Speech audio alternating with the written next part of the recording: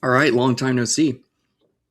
Yeah, I know it's been a while since I made a video about 2022. So obviously, a lot has happened in all of our lives, and a lot has happened in Starship's life, which brings me to this kind of stream of consciousness, non-live stream type of video I'm making because Starship is matured. It's getting ready for its first operational flight, probably in early September.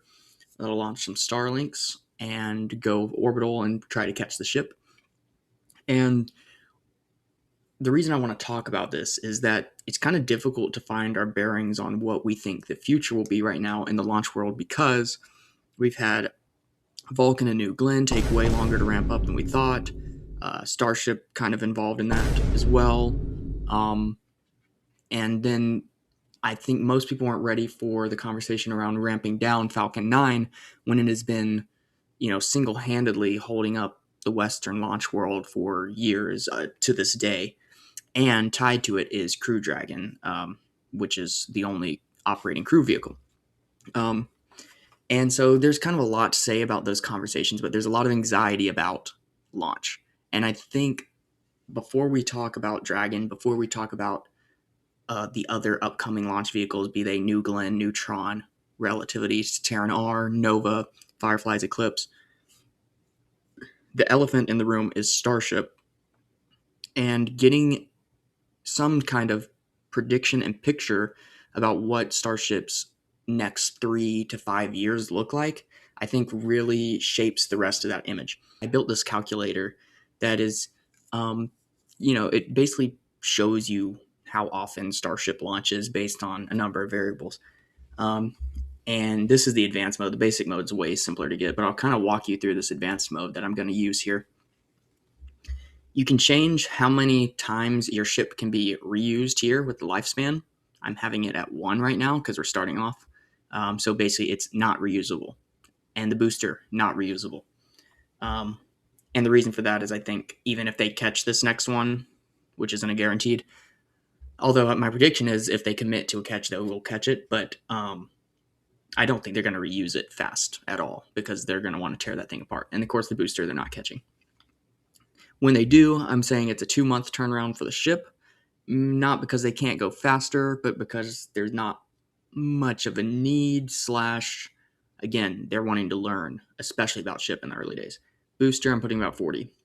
We're kind of ignoring costs. I put payload at 70. It doesn't matter either. And then I have all these launch sites, Starbase, LC-39, and Slick 37, but only, you can see these are turned off. So the only pad we have is at Starbase, pad 2. Pad 1 is turned off.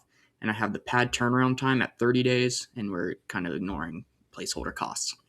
Also, this is the current regulatory cap of launches at Starbase.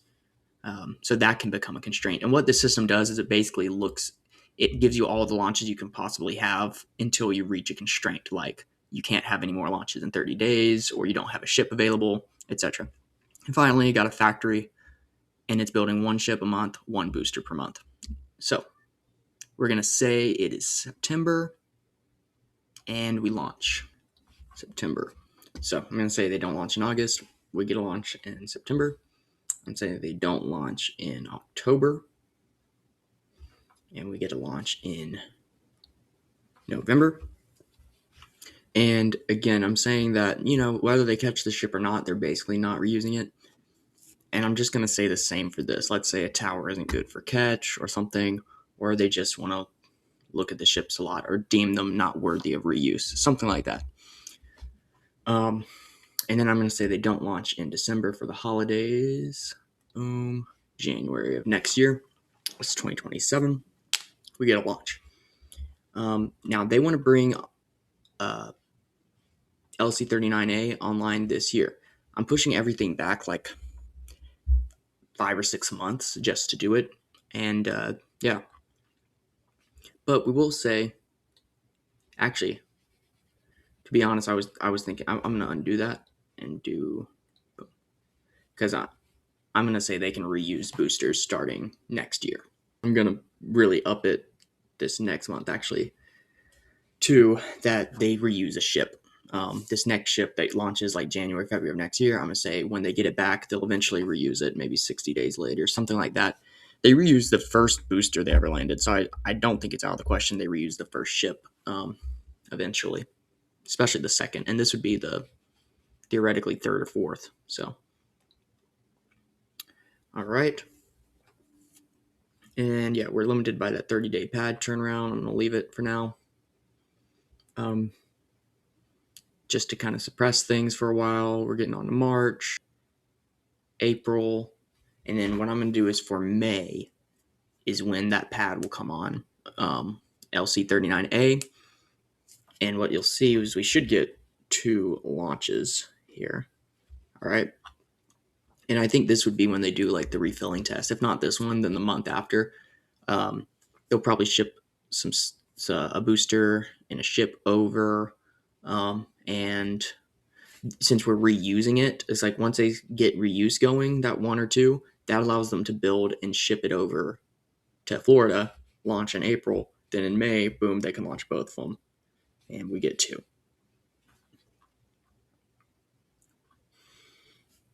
And they may be able to continue that pace. We'll see. I'm going to basically leave it like this for a while. Although they do plan to, again, to have the factory online. Around here, I'm going to put the factory coming online later next year.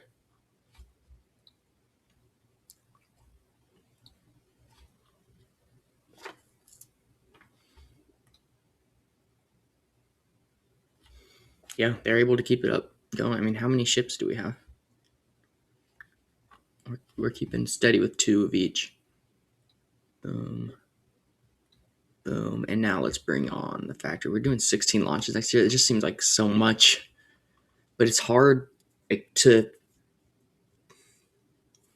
pretend otherwise. I mean, in order to say we're not doing that, something else has to pop up. Right now, the pads can only be used once a month. The ships take 2 months to turn them around. The boosters take a month to turn around. And they each can only be reused twice. They've already used boosters twice. Ship, that's the question mark. But I'm only saying they can reuse it twice. Again, it's like, what assumption is wrong here? There's testing, but they've been kind of at a monthly-ish cadence for a while with Starship now, with having to test on the same pad. So I just don't see where that would be the bottleneck. I mean, we can just come through here and like we can just turn off LC39 for a month, then turn it back on, then turn off Starbase for a month, and turn it back on just for fun. I mean, this is just to sandbag it. Boom. And we're still at 18 launches. And actually, I want to undo it because I'm saying next year they bring on the Florida factory. I know this is getting confusing, but we're just going to put in 1 ship and 1 booster, and we're just keeping those placeholder cost estimates. But yeah, let's go. December, they start building a ship and a booster every month from Florida. Boom. Doesn't change anything because our pad is the input. That's fine. Because I'm going to say January, Slick 37 should be coming online in like June 2027, July 2027, sometime mid 2027. Same with, frankly, Pad 1. I'm going to push both of those here. But we're going to do kind of a big update here because boosters are going to be used. This is 20 flights into Starship. You're getting up into like operations at that point. Like only Starship would we consider that early days. By the time Falcon was on its 20th launch, it was pretty far along in its lifespan, maturity wise. So Falcon can do, 36 reuses on their booster, and Starship Super Heavy is a much stronger booster. So it should be able to do more, but I'm just going to boost it to like 8 ship. We're going to boost to 4. Keep the turnaround time the same for both. Bring on Slick 37A at 30 days, but this we're going to chop down to 3-week pad turnaround. I think they're already at like a week pad turnaround. Eventually, I'm going to do one of these that are less pessimistic, and it'll probably be unrealistic because it won't account for things like failures or stand downs. But I mean, really, the idea that January 2028 Starbase can, the fastest it can turn around their pad is 21 days is kind of a stretch. Boom, we're up to 3.5 launches. And you can see we're kind of building out a fleet here too. We really need to build less boosters. And actually, we can maybe do that now that we have 2 factories. I might play around with that. All right, let's keep going. Mid this year, I need to turn on 2 more pads. Actually, like around here in a month or 2, I'm going to turn on pad 1 and keep it at 30 days for the first few months. Boom, boom.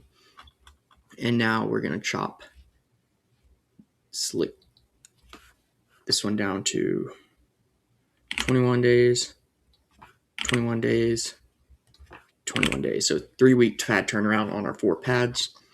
We're about to bring on a 5th. So get ready. We're doing 6 launches a month. This is where we get into the zone. This is May 2028. 6 launches a month. Are we talking about HLS refilling? Because if we had started, let's say, April, between these 2 months, we have 10 launches, almost 11 launches. So we could refill the ship in 3 months here for the HLS landing demo. Is HLS ready at that time? I don't know. But you can start to see how like 16 launches for a moon mission is a lot less daunting when it's 3 months of launches.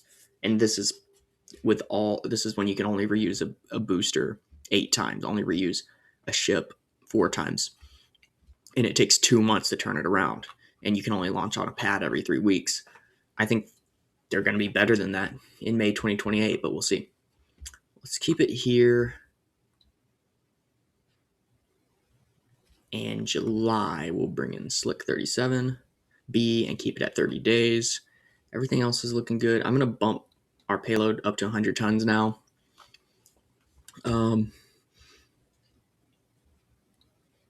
Leaving all this, I think boosters will upgrade. And like, how many boosters do we have? We have 10. I'm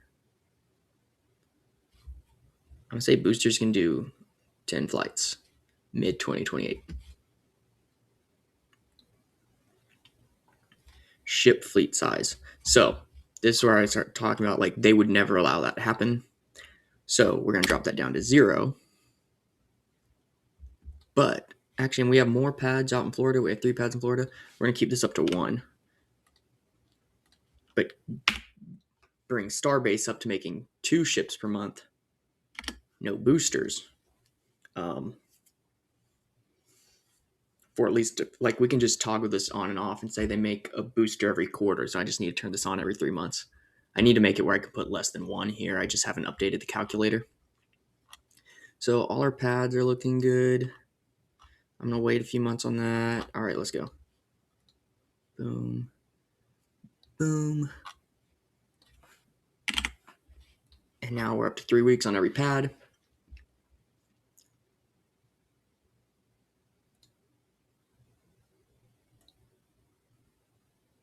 Okay. So what's happening here is one of our launch pads have met their yearly quota. And so this is why I was kind of hesitant to put the yearly quota thing in here because me personally, I think all those numbers are fake. But I know some people probably think they're real and could be a realistic limiter of Starship. So I wanted to be in the calculator in case they want to play with it that way.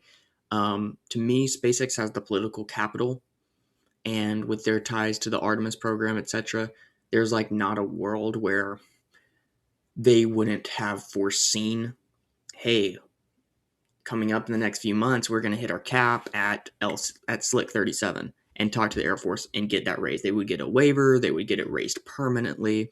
And if they couldn't, they would raise hell and just get it done, to be honest. Or more realistically, they would probably they would have scoped that out and upped operations at other launch pads and gotten the pad down or gotten like the turnaround time down for the pad. It's just hard to believe that they would let a piece of paper stop them from launching Starship. So which one limited? Let's say this one was probably not it. 3 weeks. There's no way that was it. It was Boca. So actually I'm going to undo 2 months. And we're going to raise Boca Chica's launches to 60 a year. Let's just raise it to 75 just in case. Because again, I kind of think this is fake, to be honest. But anyways, that's just me. Especially since and if you don't think it's fake, take it this way. I'm saying there's 3 week turnarounds on every pads. If they were really constricted in Texas of all places, they would be pushing these pads harder, I would think. So, boom, October, November, December. So that finishes out 2028. So let's kind of review here. 2 launches for the rest of this year. Next year, 18 launches seems insane. Let's just say it's 12. Like we can just fudge these and say they only average once a month because there's a shutdown or there's a failure. The other thing is like take a screenshot of this and say, oh, I think there will be a failure next year, and just erase 3 months for stand down or something. 18 launches next year. 70 by the end in just 2028. 70 launches. 69 launches. That's actually realistic. This tells me the calculator is working. That's what's going to happen. Yeah. And so looking at the end of that year, it's like if they could build 2 HLSs, they could easily launch 2 in that year, but I think it's probably going to be more like 29 or 2030. This leads me to say this is another reason this calculator is useful in like the whole HLS conversation. When will it be ready? I think a lot of people are under the impression that orbital refilling and Starship's launch cadence will be the long pole and the issue that delays that further. I don't think it will. I think it'll literally just be how hard it is to build a gigantic lunar lander. SpaceX has never built a lunar lander. It's got to have people on it. They can't afford to mess it up. This isn't something they're going to like, hey, let's see if this one lands on the moon and fix it up next time and do another 16 launches. Let's see if this is going to be treated like Demo 1 and Demo 2 for Crew Dragon. It's like going to have a 99.9% chance of working when they get it ready, and that just takes time. So let's do 2029 to finish out the decade. Is everything where we want it? I mean, at the end of 2028, man, we're going to bump ships up to 6 reuses. I mean, the shuttle orbiters were doing like 30, and Starship seems so much stronger. I'm going to 10. We're going to go crazy here. I've been pretty relaxed here. So we're going to say boosters can do 20 launches. Ships can do 10. This probably isn't going to matter because we're going to be limited by pads unless I speed those up, which I will. But ship turnaround. Again, they stripped an entire heat shield and put an entire new heat shield on a ship in 2.5 weeks, 3 weeks or something like that. It's not going to take 60 days to turn this around. But they probably don't need to go faster if they're reusing them 10 times. I'm going to say it's 48 days. Boosters, 3 weeks. Sound realistic? Keeping everything else the same. Boom. It changed nothing because we didn't change our pads. But they built some better stuff. Yeah, we're ending with like 15 ships. This is nice. And that's the other thing is like, do the factories start building more? This is 2029. Is Starbase really just pumping out 2 ships a month? I'm going to make them pump out a booster this month because we've had that off for a while. And we're going to chop. We're just going to set this to 100.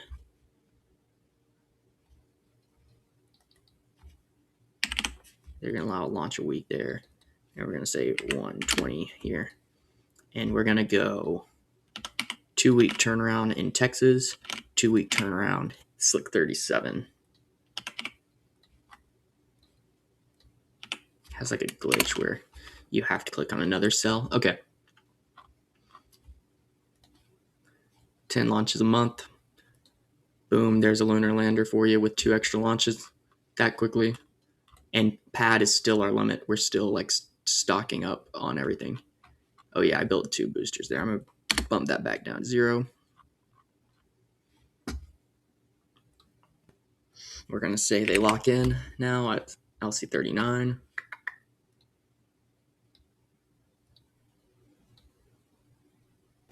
Pads are the question here. Just to give an example, I think they're already at like a week. Realistically, I'm going to bring these all back to 14 here in a second. But just to show you the difference.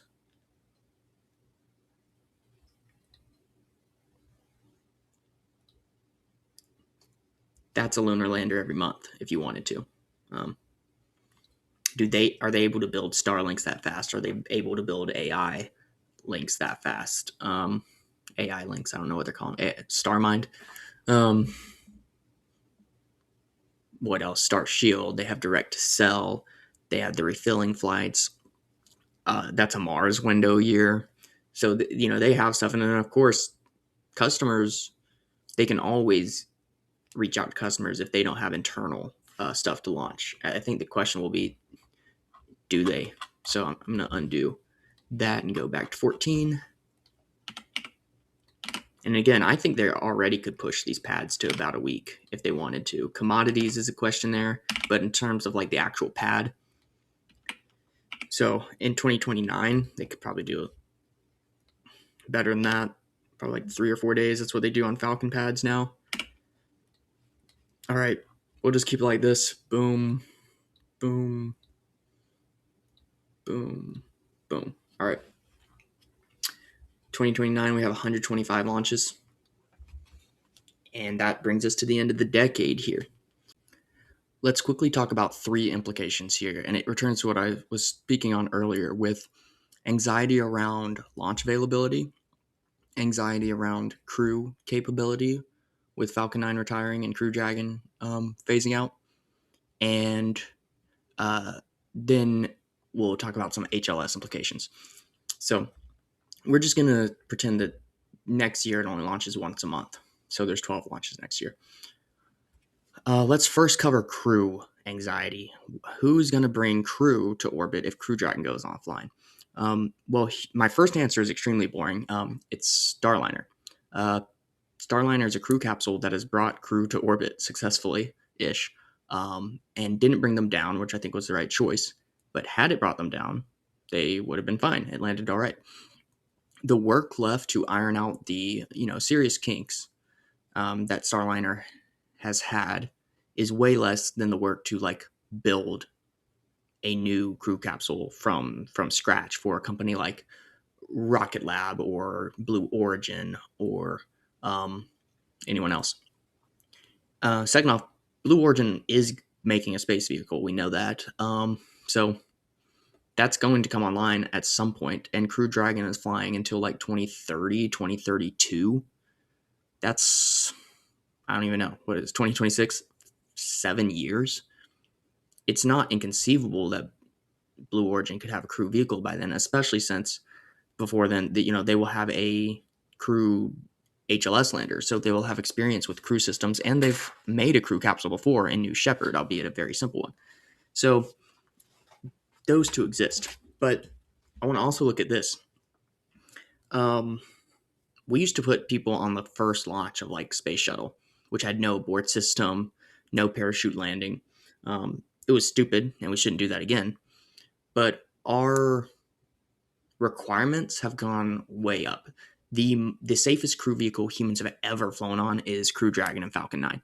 Just statistically, like real life speaking, and also in terms of what NASA required. They had never had requirements as high as they had for the commercial crew program with Dragon and Starliner. That flew on Falcon 9's 85th launch. In terms of Falcon 9 Block 5, it flew on Block 5's 30th, 31st launch or something like that. Dragon, Cargo Dragon 2, and Crew Dragon, which is a version of Dragon 2, had like 22 re-entries before humans got on it. Of course, Crew Dragon itself really only had one, but it's built on heritage. And they did like 13 parachute tests. So let's just call it 30 landing tests. So 30 launches of Block 5, 85 launches of Falcon 9, or 30 landings. Starship is reaching 30 around May of 2028. And that will be launches and landings, assuming it's all successful. Let's say it's not. It's reaching, what is it? That's year 2. 20 launches by the end of it. 20 by the end of this year.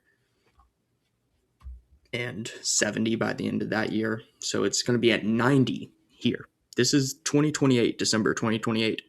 90-ish launches with all our pessimistic assumptions.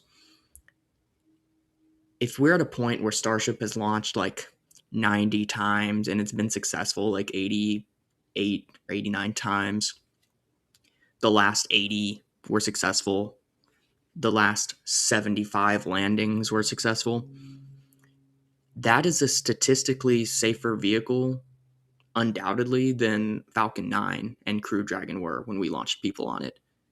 And that was the safest vehicle people had ever been on, ever, in Earth's history in terms of space vehicles. So when you start positing the question, and then again, this is the end of 2028. We know Crew Dragon's flying like all the way through 2029, all the way through 2030, probably 31 and 32 if we wanted it to. Are we stressing out? Does it really become like, oh, gee, what vehicle could possibly launch people when Starship is launching 7 times a month and landing 7 times a month, launching 120 times a year in 2029, and it has a crew habitat built for HLS Starship? But certainly by 2029, they're already building the first one. Currently is under fabrication. I don't think that there really is going to be a crew question, especially when you throw on top of that Starliner existing and Blue Origin working on a system. So HLS implications here. Launch rate is not going to be the issue. The long pole is just building HLS and making sure it's ready to put human lives on it and ready for that to land on the surface and ignite a Raptor after 6 days of sitting on the surface of the moon. Those type of things, I think, are hard. SpaceX has never built a lunar lander. But as far as cadence, we're getting down to like 3 months in 2028. By 2029, it's a little over a month and a half. And I think this speaks to why I've always said that SLS is the bottleneck. Crew launch is the bottleneck for landing on the moon regularly. This is a system that in 2029, cadence-wise, absolutely could land 2-3 landers. It's really just how many Starships do you want to sacrifice? Is it worth SpaceX for them to launch? And they plan to be launching way more than this, but we're going with pessimism. So, and that's just HLS Starship. Blue Origin has HLS Blue Moon. So that's another landing a year, and they could probably pull off more than once a year. So really the limit to how much we want to go to the moon is who's launching those people. Blue Origin will have a crew vehicle eventually. As I pointed out, there's really no excuse not to launch people on Starship at a certain point. And should we be waiting on an SLS Orion that costs $3.5 billion a launch twice a year? If we're very lucky, twice a year, probably more like once a year. That to me is the bottleneck of our moon program. And the last thing is launch availability, the launch crunch. I really think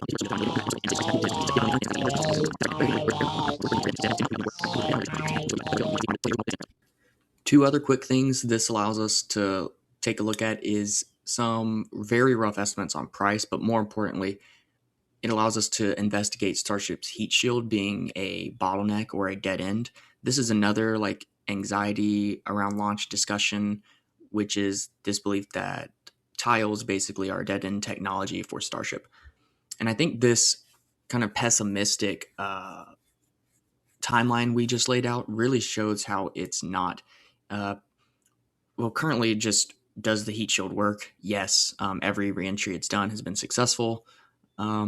They've tested it without tiles, missing tiles in every location of the ship multiple times, and it works. It has a backup ablative layer. They've tested it with no backup ablative layer. It works even when it's missing tiles. So really no reason to believe it doesn't work and isn't many fault tolerant. In addition to that, is it serviceable? Well, they've completely stripped the heat shield and replaced it in like 2.5 weeks.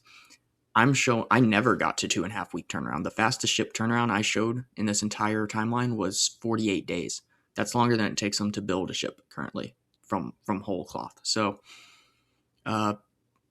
you can get hundreds of launches a year off of a month turnaround. And I mean like 900 launches a year off of a month turnaround of ships, assuming you have 10 pads, which they will have eventually.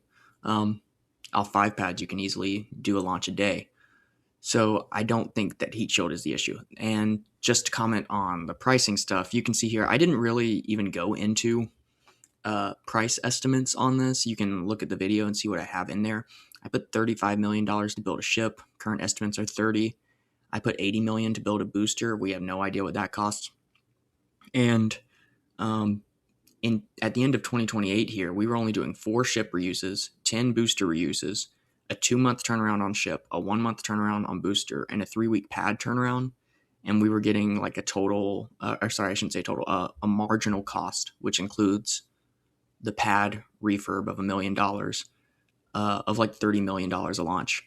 And we were ending 2029 at like 17 million. That's approaching Falcon 9 territory. Again, with some pretty pessimistic assumptions. Also baked into that, I had $5 million to refurb the booster and $5 million to refurb the ship. That's going to be pretty high on if you're talking about your 100th launch and it's $5 million to refurb a booster. I expect it to be less than that. So cost is kind of optimistic here as well. Now, of course, that's your marginal cost. Starship has a way heavier background cost. If you're operating 5 pads, Falcon 9 has 3 pads, really just 2 now at this point. So 5 bigger pads with a bigger rocket with more fuel, even though it's cheaper fuel, it has more yearly operating costs that add on to its total launch cost. But again, that's why cadence is so important. You want to get up to 100, 1,000 launches a year to bring that total launch cost down. And if you're SpaceX, you're maxing out those Starships. Every Starlink launch is pretty much full load. Every Starmind launch will be a full load. And refilling flights are by definition full. So it having 100,000 kilograms per launch also really brings down the dollars per kilogram metric, which SpaceX cares about. Also, I do have something to plug. I've been working on rocket tumblers. These are stainless steel reusable tumblers with a 3D printed outer shell that makes them look like your favorite rocket. So if that's something that interests you, I've got Falcon 9, Super Heavy V1, SRB tumblers, New Glenn, and Super Heavy V3 tumbler. And I try to add to these all the time. I'm working on a Starship one with movable flaps now. So check this out at apogeespace.store if you like that. So I think that basically is a good place to wrap up this video. I know it's kind of random off the cuff and, interesting time to pop back up in 4 years. I actually don't know if I'm going to continue making videos at any pace, but if I do, there'll be these kind of quick hits. So let me know if y'all liked it, if you want to keep it around. I already have a few video ideas, but I am having my second child is due any hour now, so I probably will be busy for a little bit. But yeah, it was nice to get back on here. Thanks.